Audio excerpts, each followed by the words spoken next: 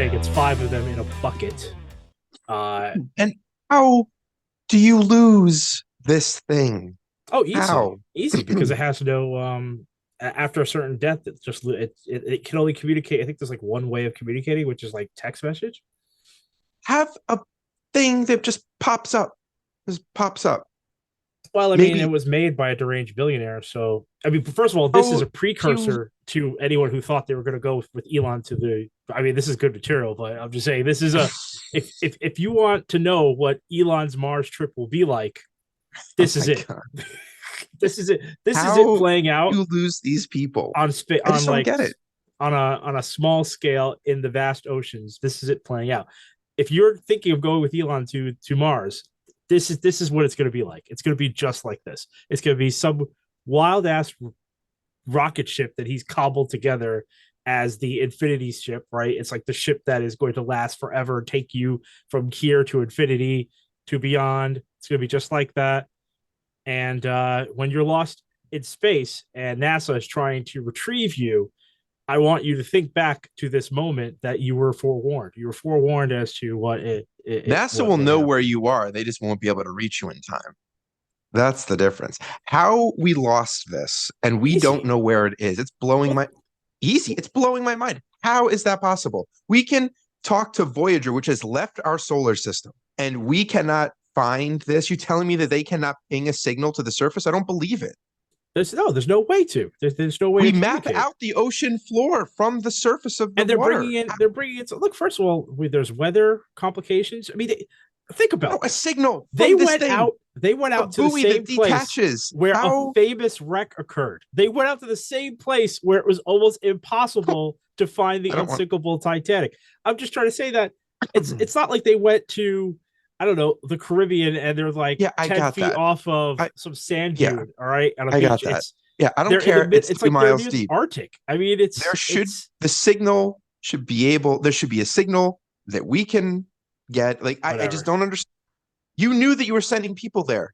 You knew that. How Yeah, could you send a submersible there there's a that ship cannot communicate with the surface? and there is a ship that is there for these kinds of it's like they're the ship that basically brought them out there, and there are people on board that ship that were pinging for communication. And even so, because of the rough seas and the nature of the area that they've gone to visit, which is a former famous shipwreck, they lost them as well because the I area don't. is, what do you call it? It's not trepidatious. It's it's volatile. I mean, it's like the Bermuda Triangle going out there almost. I mean, it's That not would be easy why we waters to can't. That navigate. that would be why we can't rescue them. The fact that you've lost communication and you can't pinpoint their location is what's bothering me. Well, they also can't. They need to get vehicles that are able to get to the bottom of the ocean because it's very difficult to get there. Again, that I understand. Right. The So reason that we cannot pinpoint their location is crazy to me. well, they might be drifting. I mean, there's. I mean, you could go.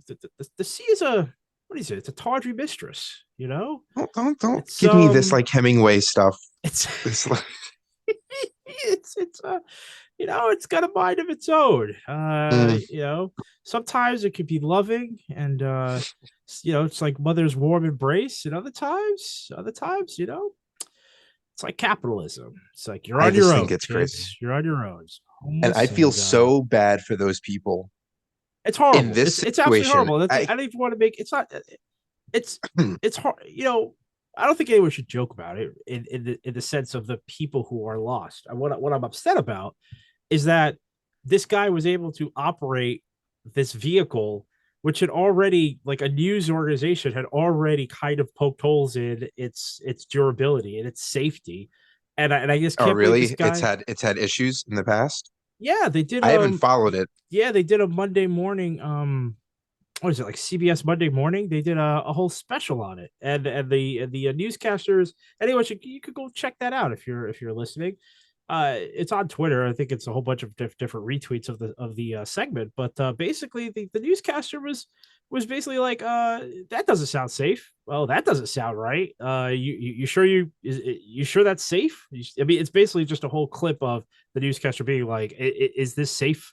Do you really think this is safe? And I think that's unfortunate that that this company was allowed to operate in this way. And I mean, I think it's really. I was reading an article.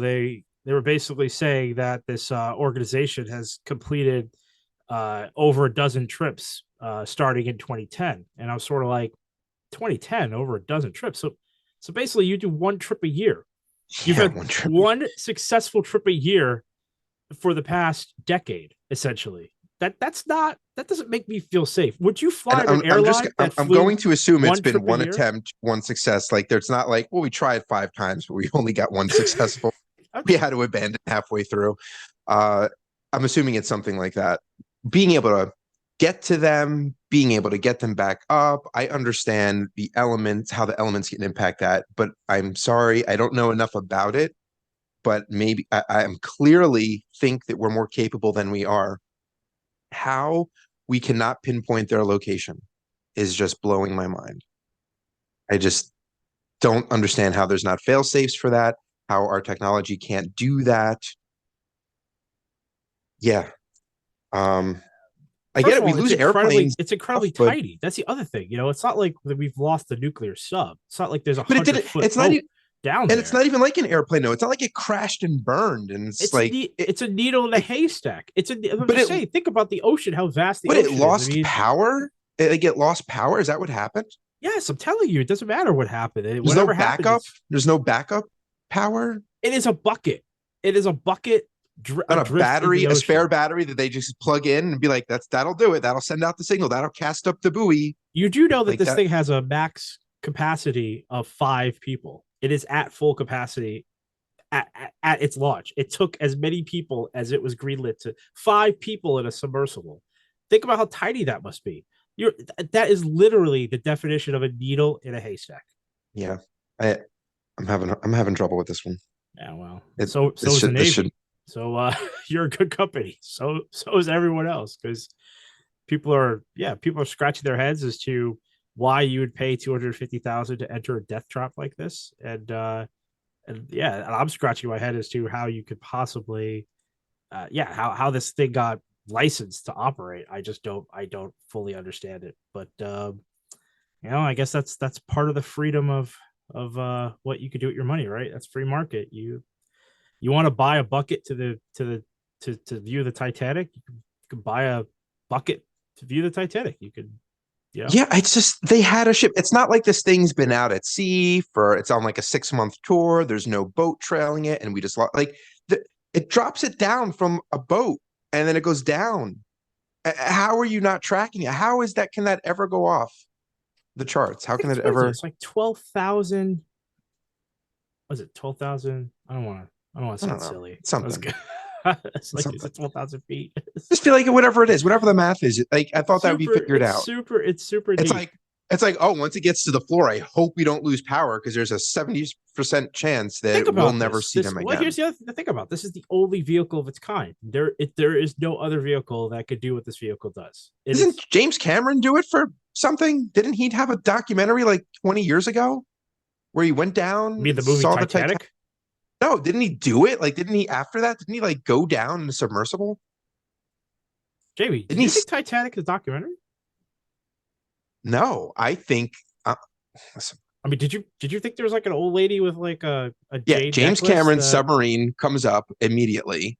Deep Sea Challenger, Canadian filmmaker James Cameron piloted the craft to accomplish the goal in the second crew dive, reaching the Challenger deep.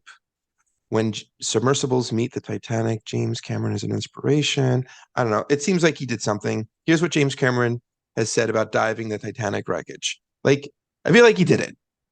I'm not going to read these articles, but I feel like he did it. okay. Well, I mean, he might have, but he didn't do it in this. I'll tell you that much. He didn't do it in a five He did it in a person 24-foot submersible vehicle that is called the Deep Sea bigger Challenger. that is bigger than what we're talking about here. Well, he did it. This thing's like 12 feet tops. He did it, and he did it in 2012. This company had only completed probably 2 missions by that point.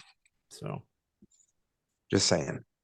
He did maybe it. maybe James Cam maybe Cameron's is counted as one of them. Maybe he who knows. Anyway. All right. Another topic. Jamie. We didn't even do are we our opening intro. this episode? Oh my goodness. Well, welcome to Retraction. I'm your co-host, Antoine.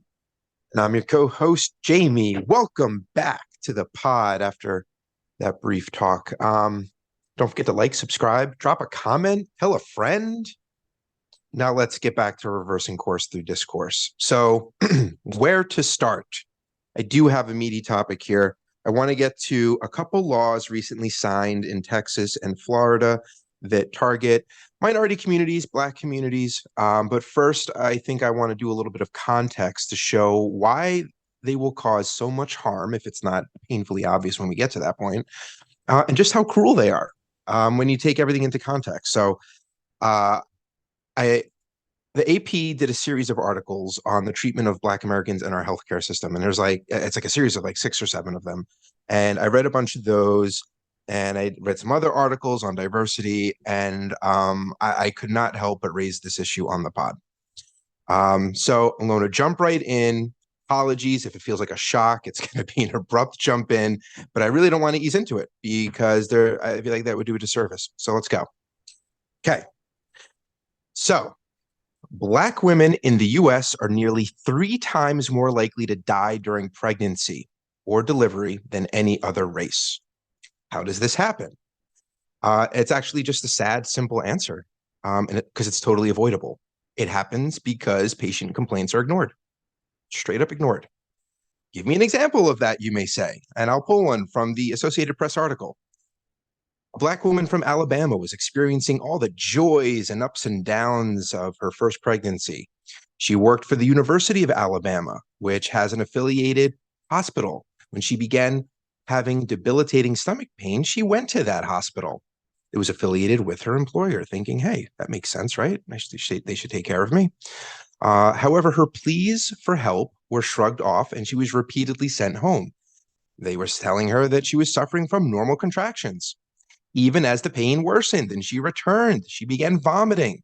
She was dismissed and offered Tylenol instead of them doing a workup on her. Only when the baby's heart rate plummeted did doctors and nurses take notice. She was rushed for an emergency C-section months before her due date, was put on life support, and nearly died from an undiagnosed case of sepsis. Okay, now, to be fair, maternal sepsis is a leading cause of maternal mortality in America for anyone. And it can be hard to detect early on as it resembles common pregnancy pains. But the inattentive care that Black women experience create a lag in treatment, and that has disastrous consequences. What are those consequences? Black women are twice as likely to develop severe maternal sepsis as compared to their white counterparts, right? So continuing on. Black babies are more likely to die and also far more likely to be born prematurely at nearly 15%, setting the stage for health issues that could follow them throughout their lives. For comparison, white babies born preterm are closer to 9%. Now, what are some of these lifelong health issues? Black Americans experience higher rates of chronic ailments such as asthma, diabetes, blood pressure, Alzheimer's, and recently COVID-19. Black Americans have less access to adequate medical care and have shorter life expectancy. In fact, more than 7 million women of childbearing age live in counties with limited or no access to maternity care. There's a lot of stats in this, but I think it's important to understand because this is going to build up. Yeah. So from birth to death, regardless of wealth or social standing, Black Americans are far more likely to get sick and die from common ailments. And over the past 2 decades, the higher mortality rate among Black Americans resulted in 1.6 million deaths, excess deaths, 1.6 million in the last couple decades, 20 years. So Black Americans' health issues have long been blamed on genetics or behavior, when really a number of racist circumstances like redlining and a lack of healthcare access play major roles. And historians even trace racist medical practices to slavery, which is no big surprise. And to fully understand maternal and infant mortality, we need to understand the brief but insightful history of gynecology. I'm not going to go into crazy detail, but it's worth noting. So historian and author Deirdre Cooper Owens said, and I quote, "The history of this particular medical branch, it begins on a slave farm in Alabama. The advancement of gynecology had such an intimate relationship with slavery and was literally built on the wounds of Black women," end quote. So reproductive surgeries that were experimental at the time, like C-sections, were commonly performed on enslaved Black women. And physicians, like the once heralded J. Marion Sims, an Alabama doctor many call the father of gynecology, performed torturous surgical experiments on enslaved women in the 1840s without anesthesia. Even after slavery ended, hospitals performed unnecessary hysterectomies on Black women and eugenics programs sterilized them. This created massive multi-generational distrust of doctors within the Black community. Not to mention segregation barred Black families from the well-funded white hospitals up until 1964, and the gap is still felt today. Rana, I think her name is Raina A. Hogarth, an associate professor of history at the University of Illinois, said it well, and I quote, "People need to stop thinking about things like slavery and racism as just these features that happened that are part of the contours of history, and maybe think of them more as foundational and institutions that have been with us every step of the way," end quote, which I just thought made sense, right? So how does it still impact any one of these children born before 1964? Well, other than the stories of distrust being told to new generations, some healthcare providers still hold false beliefs about biological differences between Black and white people, which kind of blew my mind. I mean, I kind of was almost scratching my head at this, but the physicians still believe that Black people are having less sensitive nerve endings, thicker skin, stronger bones, and those beliefs have caused medical providers today to rate Black patients' pain lower and recommend less relief, which just sounds barbaric. And wild that you could graduate from medical school and believe that, but right? A lot of doctors do. This was disturbing. Like I was reading these things, and this is a summation, and I go check out the description in the pod episode for the full articles, because there's so much more. I didn't want to make this into a 4-hour episode, but there was just so much in here. I was like, oh my God, like this is disturbing. So a lot of assumptions that still carry through based on the way in which medicine was practiced. And they're taught as facts as opposed to investigated as what they are, which are assumptions. I mean, naturally, if you're going to conduct barbaric surgery on a human being, a good way to live with it is to assume that they just don't feel the same way you do. So if you're going to propagate that as a myth and then it becomes science because no one's fact checking it, then then you end up in a situation like this. I will also say, and you have mentors and they tell stories, and that stuff gets handed down generation after generation, whether it's within a family or among colleagues. Like, think about your own job. It's also in go ahead.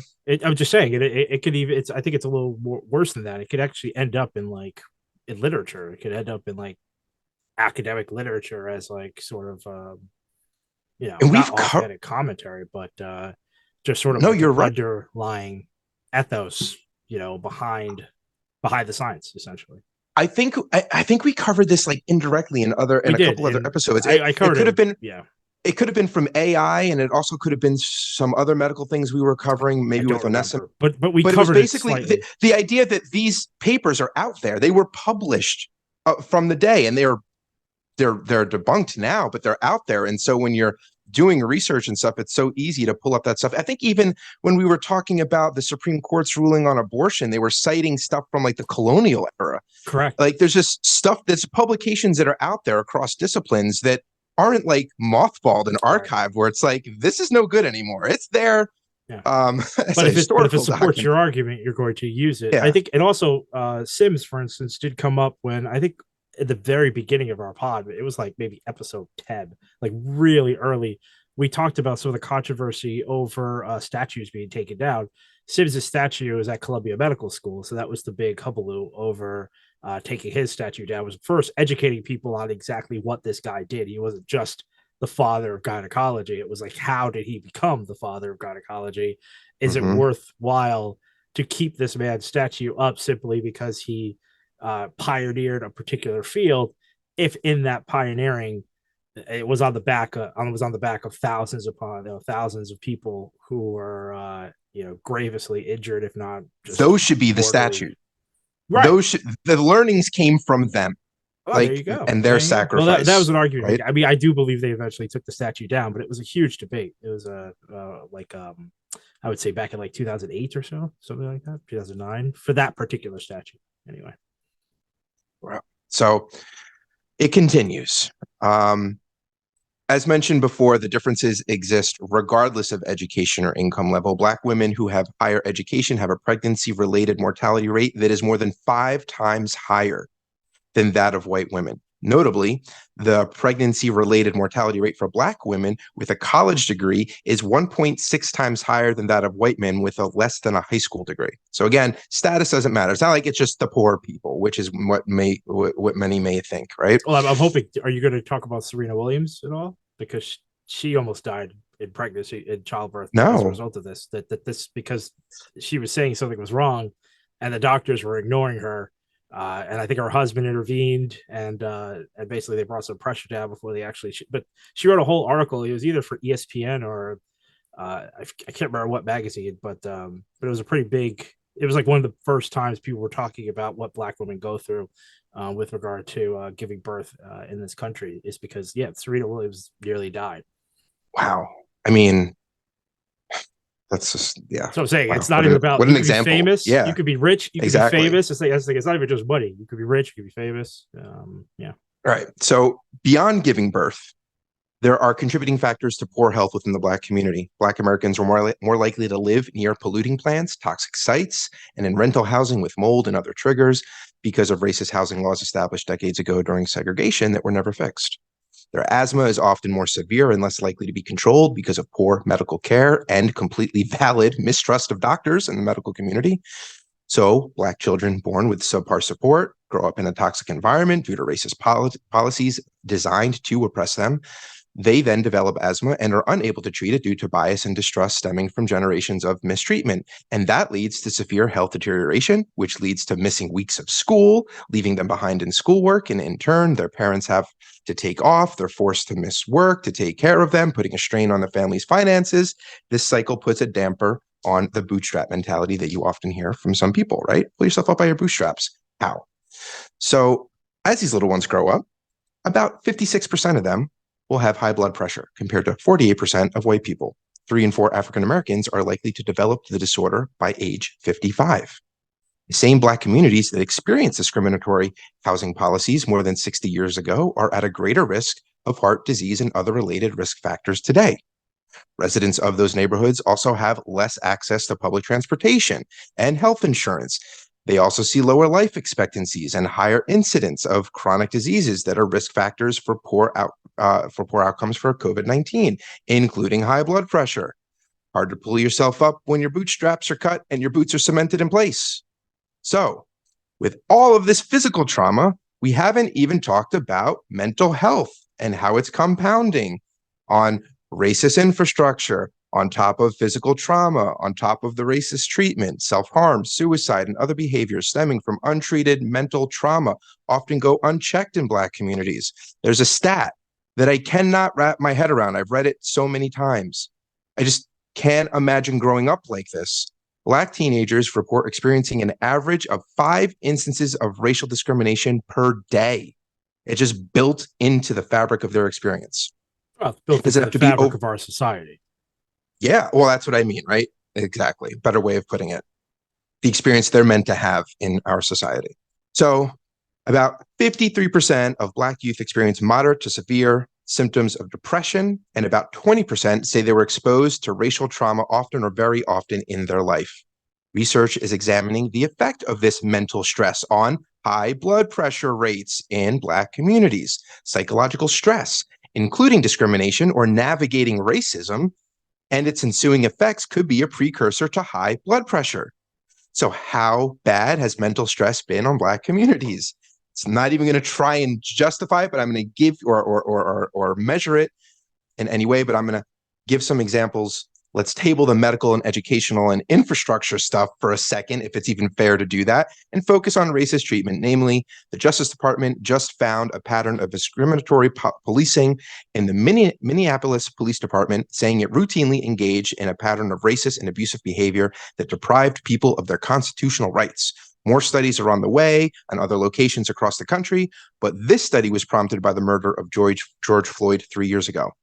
The report was drawn From reviews of thousands of hours of body camera recordings and documents, analysis of data on calls for service, stops, uses of force, and other officer activities from 2016 to 2022. So quite a volume of work. Investigators also interviewed some 2,000 community members, including family members of those killed by police and members of the department in all ranks. The findings: police engage in unconstitutional use of deadly force.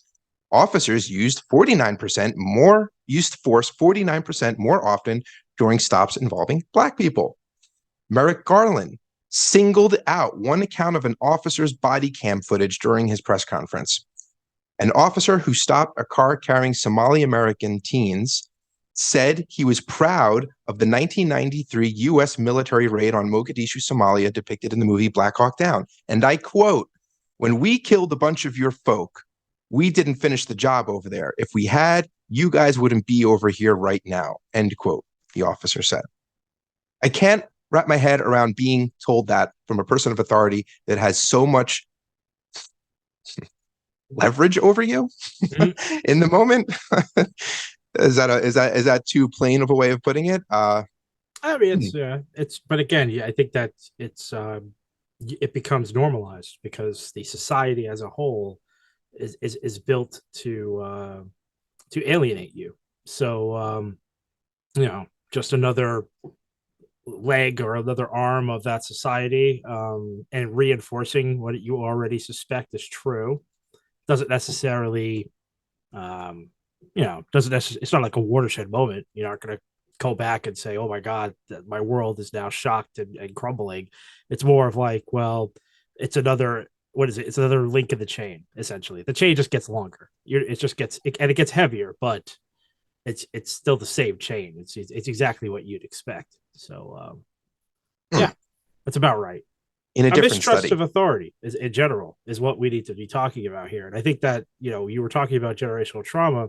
Another aspect about generational trauma is not just about what is told and passed down. There's a huge aspect that people are starting to study and psychologists are trying to unpack with regard to what is unconscious, like generational trauma. So it's like basically if something very traumatic happens to you, like let's say there's PTSD from having been in a war, in your actions and in terms of, they're actually saying it can change you on a genetic level, and you can pass on that genetic change to your children. So if you have an increased propensity at that point for anxiety, you can pass that along to your children, and they can pass that along. So you could start building in these limiting factors with regard to having to deal with like just high levels of anxiety in general. Plus, you're thrust into a society that is trying to actively alienate you. These things, so it's like it's almost not surprising that there is such a level of mistrust of the government, mistrust of institutions, and mistrust of authority figures. And authority figures include doctors, lawyers, police, even firefighters, because firefighters were not great at the turn of the century. There are many instances where they would roll up to Black neighborhoods and watch their houses burn, especially in the South. So I'm just saying it's at almost all levels of our society that you're dealing it's with. in your DNA. I mean, it's like Right, in and your that's what I'm DNA saying. at that And then point. at a certain point, And I believe it. Like the whole epigenetic layer, that's part of what happens. You go through these life experiences, and your epigenetic layer expresses your genes differently, and it is how you survive in a sense. You're conditioning your body to behave a certain way to deal with your environmental stresses, and you do, at least the way that I understand it, you do pass an element of that on to the next generation. So I don't doubt that these could have that type of impact. I mean, stress is stress. And so if there's an element of that stress that can impact you, like biophysically or something like that, I have no doubt that your DNA couldn't be altered in some way. Yeah, I mean, you laid down the knowledge, you laid down the scientific aspects to what I was basically alluding to. But yes, yeah, we are in agreement there. So Wow. Carry on. So in a different study, research analyzing footage of 577 stops of Black drivers found the first 45 words spoken by the officer, or the first 30 seconds, could determine how that encounter ended, which was really interesting. I actually took a moment to think about that. So in that study, 1 out of 6 ended in escalation.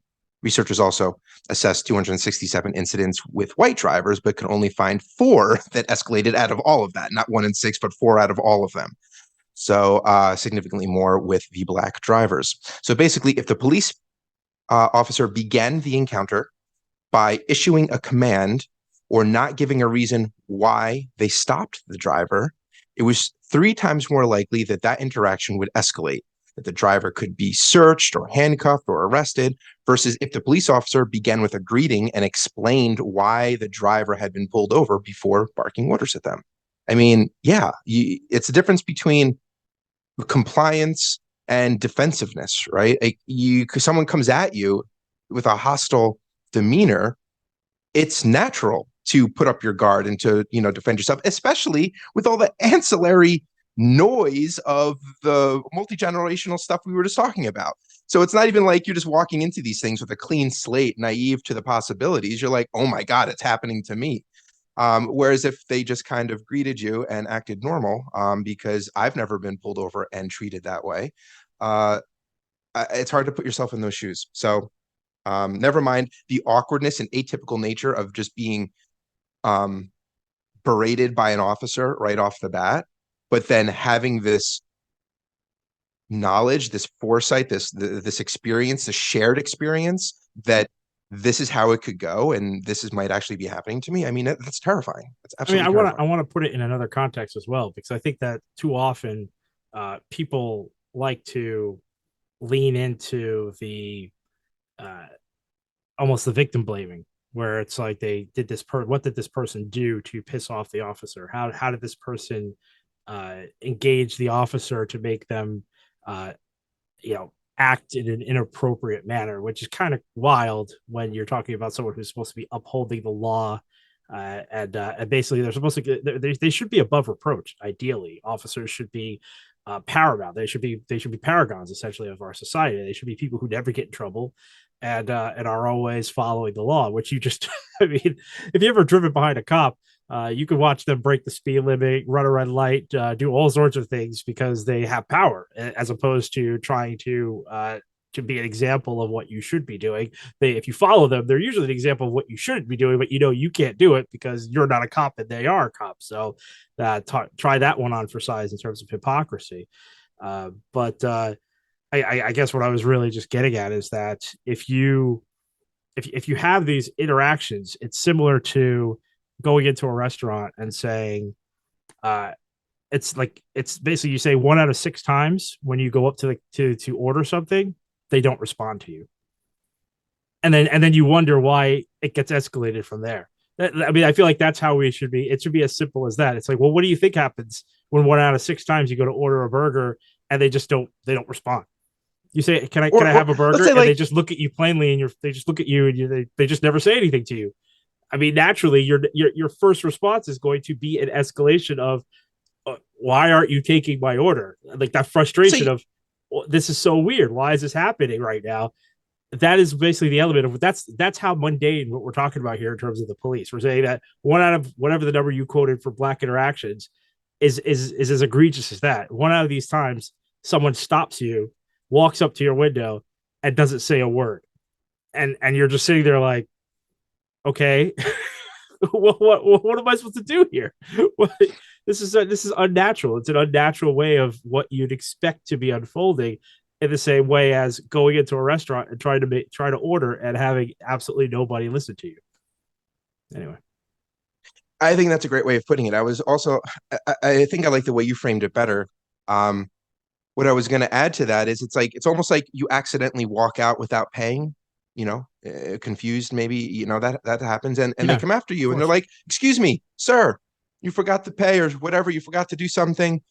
It's a difference of them like tackling you or pushing you around versus like greeting you and saying, excuse me, you forgot to do this. Like, just because you did something wrong doesn't mean that you should automatically be reprimanded in a way as if you are non-compliant starting out. It's just, well, I mean, that's the position you're starting out without. See, in your scenario there, when the person comes out to confront the individual who has skipped on the bill, you're presuming an element of innocence.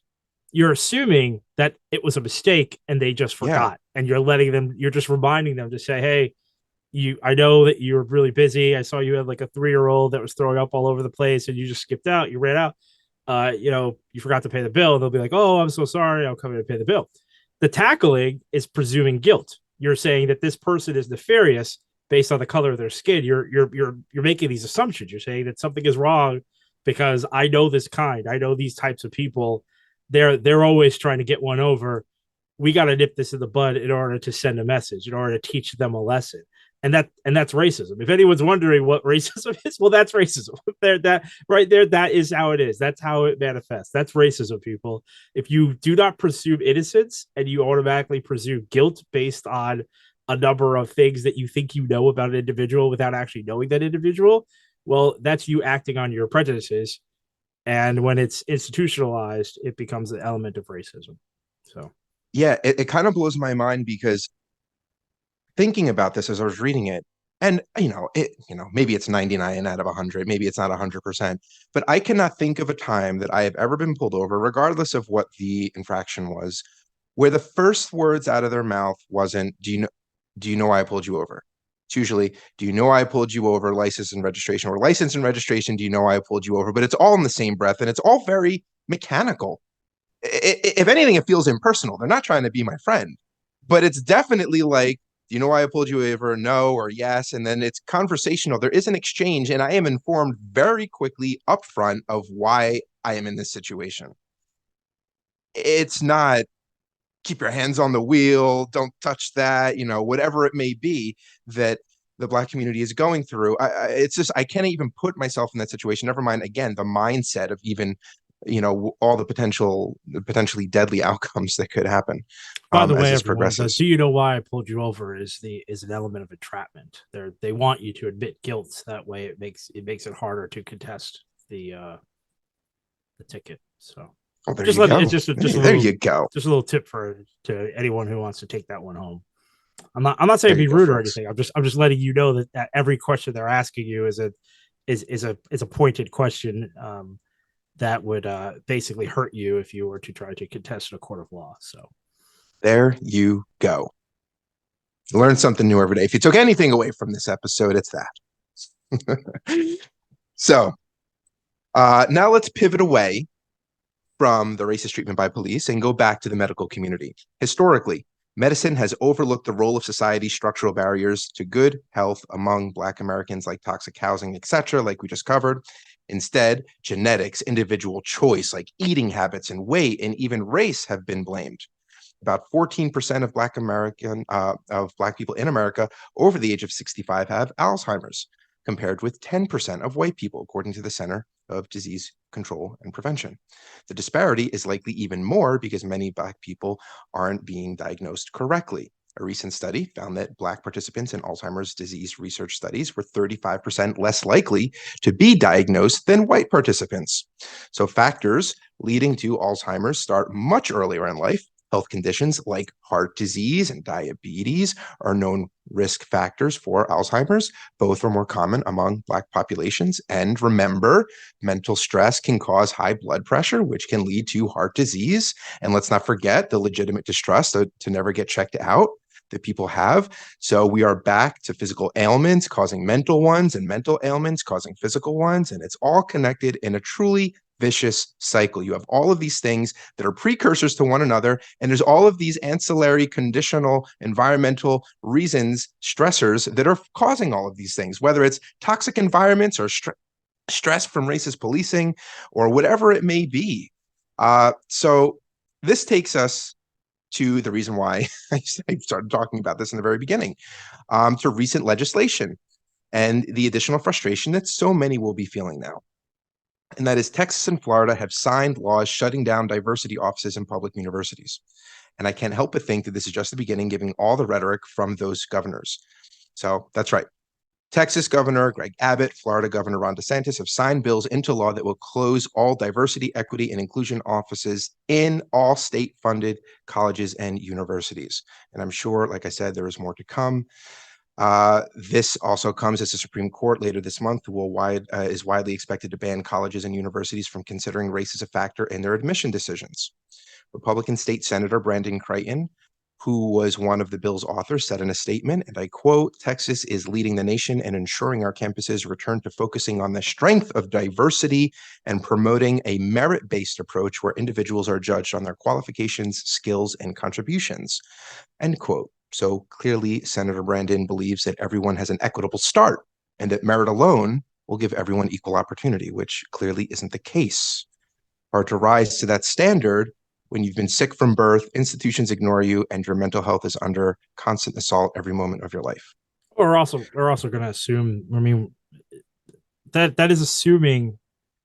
Again, it's funny because it's so racist that you have to laugh about how racist it is. Because look, I'm just saying, it's you have to in order to engage in that level of logic, in order to engage that idea, you already have to assume that students who are not white in general do not perform as well or are not as intelligent seeming as white students. So you have to assume that there has been a massive handout given to any student that is not white. I mean, we're just going to call it what it is, in order to attend a university, which is funny because there are clear records in the 60s, 50s, 70s. I mean, basically, I mean, before integration, for instance, where you did have students of minority backgrounds who were testing incredibly well, who had everything that was required to attend university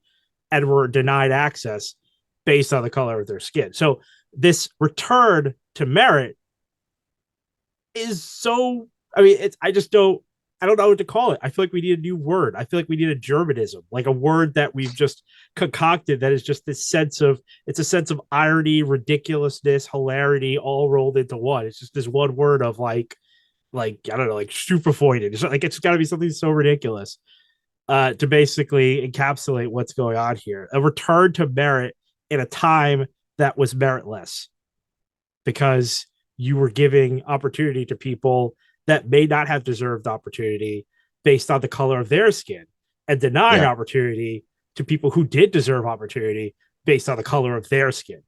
And now you want to destroy diversity inclusion that was essentially prohibiting you from returning to that era where you were allowing students who are white or majority Anglo to go into university ahead of other minority based students.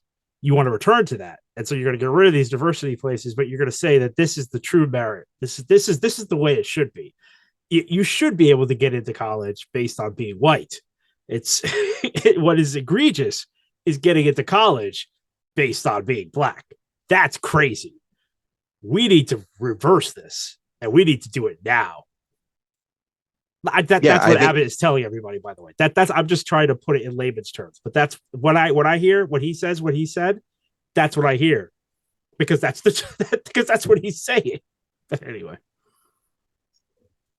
there is no return to merit, as you're saying. That period never existed. So the idea that you're returning the system back to its equilibrium is a falsehood. It's a revisionist history concept. There was never a merit-based system. There was white people competing on merit, maybe, but everyone else was excluded. Right? I think that's kind exactly of what you're it. getting. I mean, yeah, you've simplified it. That's exactly what we're talking about here. So I don't know what we're returning to. You're returning to exclusion, I guess. There's no return. And now you're getting rid of the one thing that leveled the playing field. That's the difference between equal and equitable, right? This was making it equitable because we still haven't fixed everything to make it equal. With all the stacked against, we have all this stuff that we discussed that's stacked against an entire segment of a population. They do not have an equitable or really equal shot at prosperity, right? There's not from generational wealth perspective, not from a pull yourself up by your bootstrap one, because you have all these external factors and stressors constantly burdening them, keeping the segment of the population down.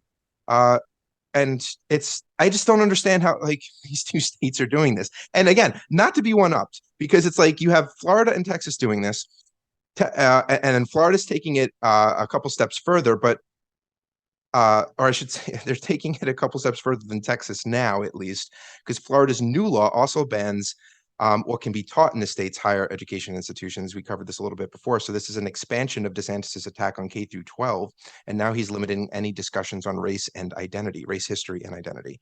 But Texas is also working on something very similar, just isn't out yet. I So want to it's just say I want to say one more thing about this because I think I really need to hit this home because I feel like especially comment section and it's very easy for someone to just come in and say that well nobody should be getting a head up based on race, it should always be by the numbers, but that's not listening to what the numbers show. That there's complete data that's been compiled that shows that a college educated black person may or may not make as much money as a non-college educated white person in their lifetime. That there is data to reflect that. So to say that two guys, let's say we're just going to use guys here. You have one white guy named Harry. He has a B plus average. He wants to go to Texas State. You have a guy named Jake. Because I'm not going to go with a typical ethnic name. It's Jake, and Jake has a B plus average and wants to go to Texas State. They're going to be equal. This is how it usually works in admissions. What they're going to say is, well, Harry, we have like it's 60% white for this class. We basically have this quota where first of all, diversity adds something to the educational platform because you have people coming in with different walks of life. That's going to broaden someone's perspective. It's going to broaden your outlook. It's going to add something to the plate. There's value in diversity from an academic setting. So to just simply say, all right, Jake, we know there's only 3% black people so far. We want to make it 5% because we know that this is important for everyone to learn from one another. By the way, these numbers are ridiculous, but these are the numbers usually you're working with. 5%, 10% of the class is minority, especially if you're talking about black minority. They're gonna give it to Jake because they believe diversity is important. And guess what? They're both equal. They both have very good grades. But the truth is that Harry can go to another university and he will be just fine. Jake probably needs to go to this best university just to make out as well, or he probably won't make out as well as Harry. Harry could go to community college and probably out earn Jake at the best university of the state. That's the statistics. That's the truth. So yeah, we're going to give this opportunity to Jake to say we're at least giving you the best shot you possibly have. Sorry, Harry, you couldn't party at this school. It's unfortunate, but you're going to be just fine. You're going to go to another school because Jake and Harry are both smart people. Their grades are fantastic. Harry's going to go somewhere else. He's going to get a B plus average and he's going to become a CEO one day.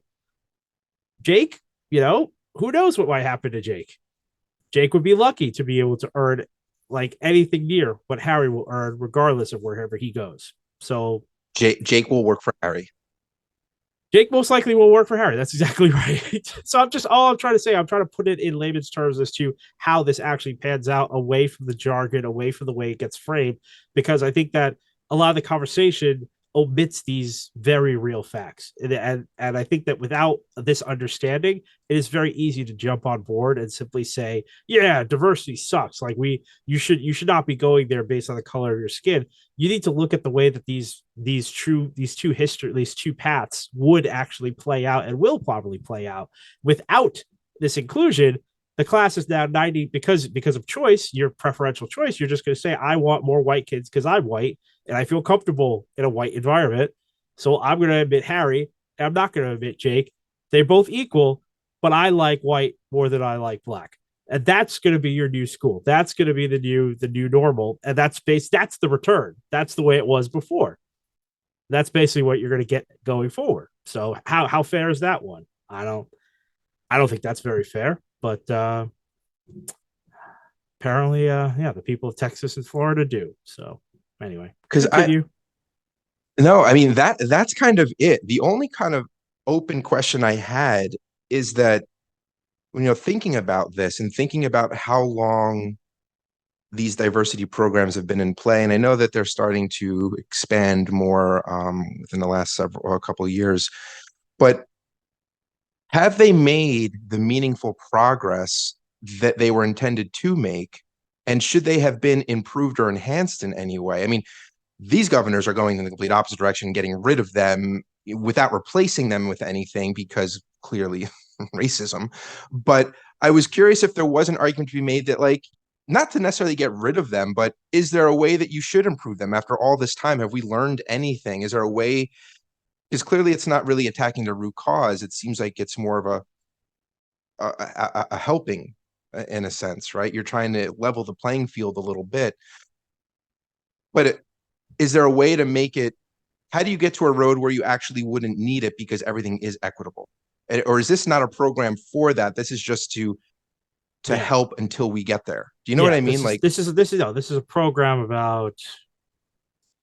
I mean, there's so many factors that come into all the factors that play. we named. I mean, this isn't going to fix housing, right? No, Diversity exactly. program in a No, university isn't going to fix housing and no, all of these other things that we covered.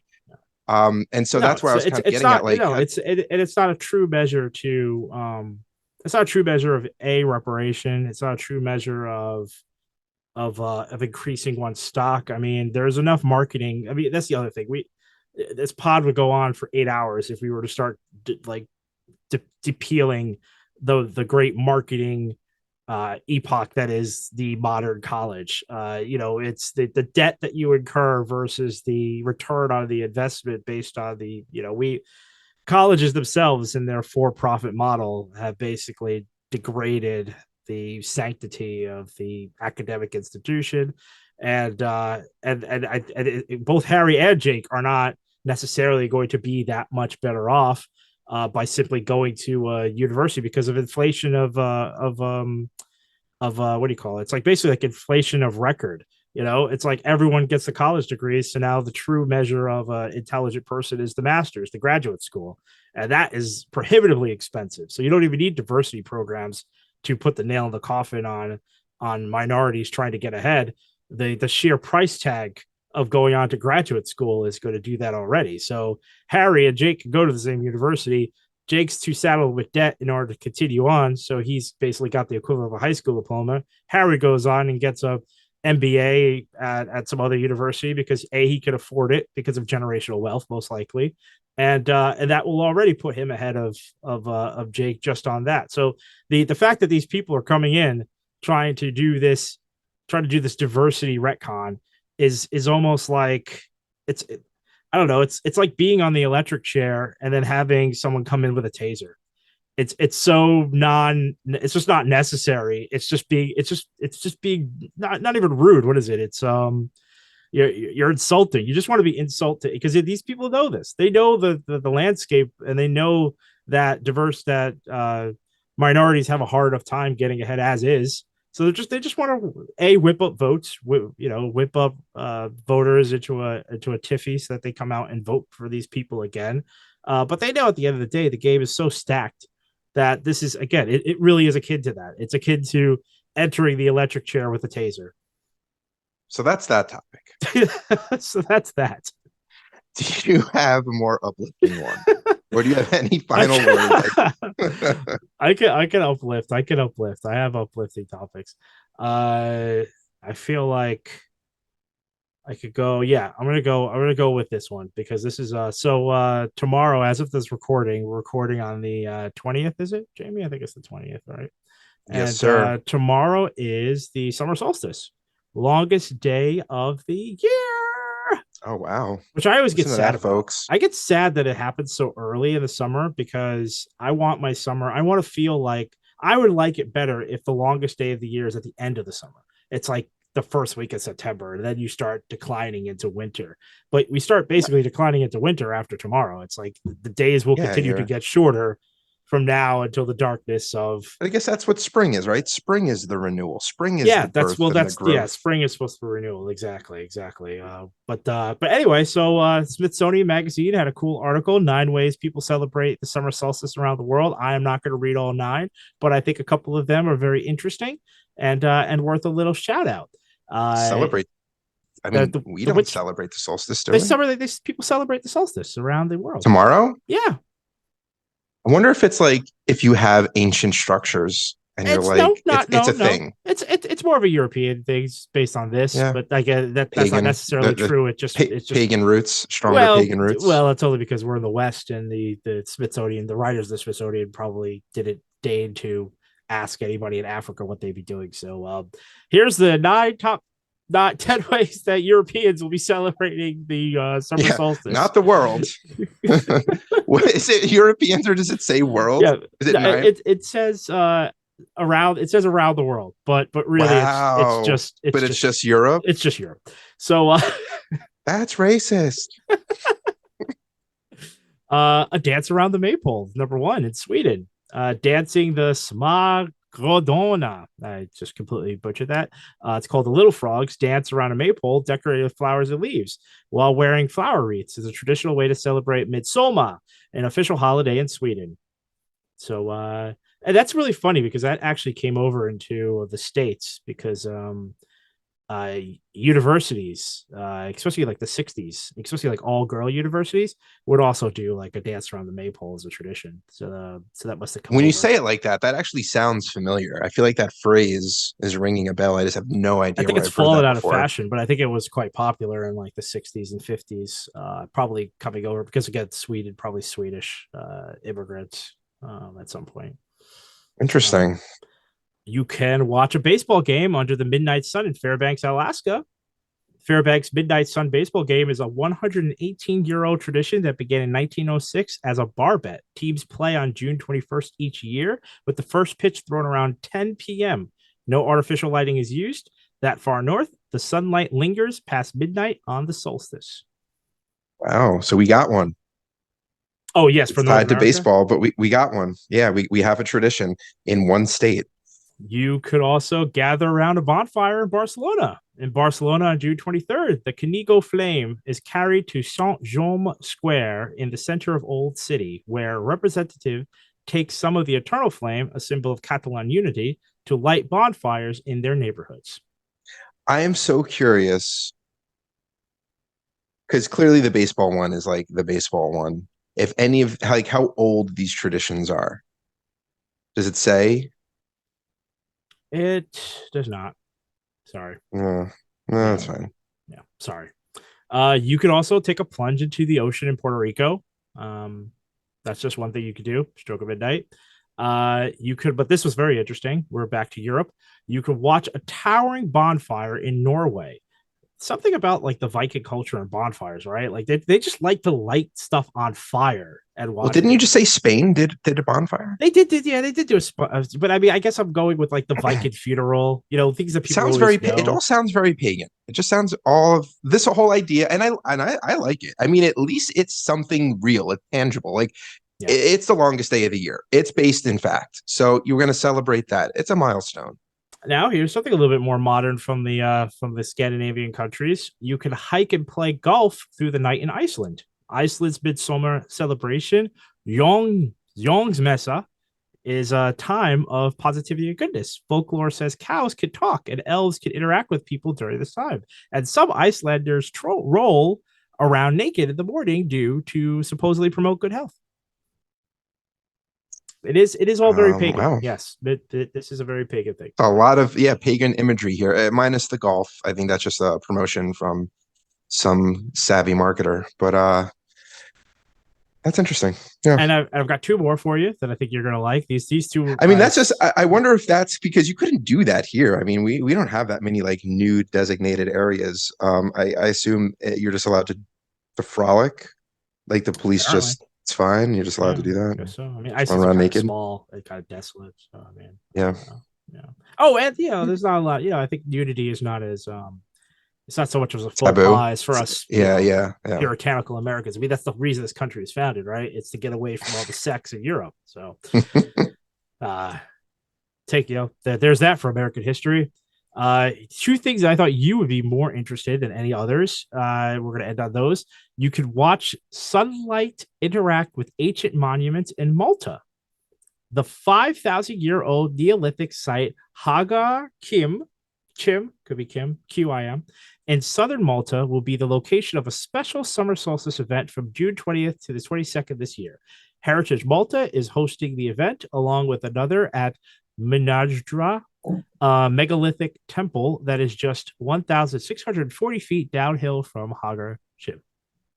That's what I'm talking about. That's what I asked right off the bat. That makes sense, right? And that's a cool tradition, even though if it's lost its meaning or whatever, it's not believed in. The idea that that has been turned into a celebration to celebrate what we were Hold doing on so here. I many like thousands of this. years So what ago. That's happens great. is sunlight crosses through a hole in the monument wall to create a crescent of light, which gradually morphs into an elliptical shape before disappearing out of sight in a vanishing act where it appears to be sinking into the ground.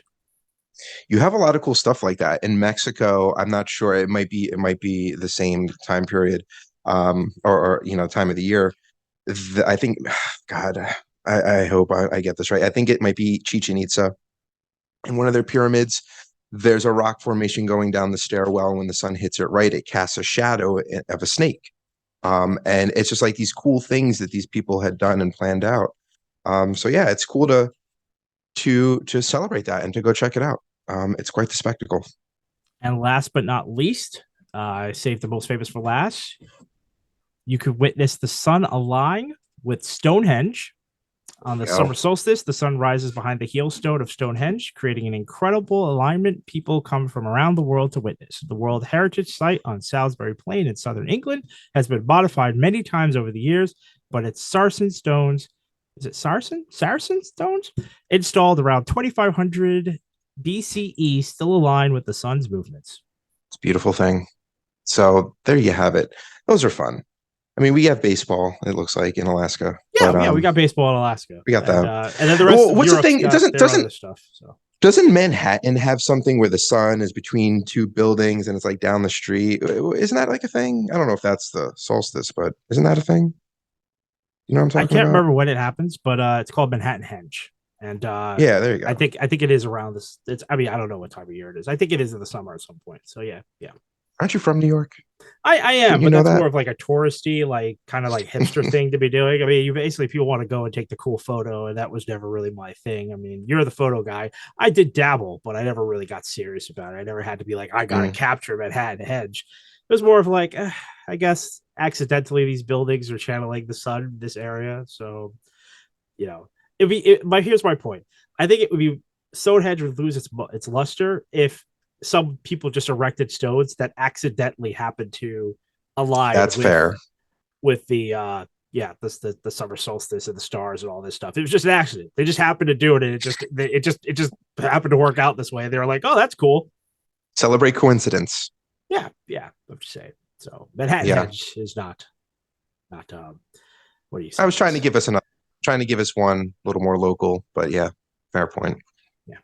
Anyway, all right. Happy summer solstice, all from us at Retraction. There you go. All right, guys. So, folks, we have new content every week. Like and subscribe to us on YouTube, Twitter, and wherever you listen to podcasts.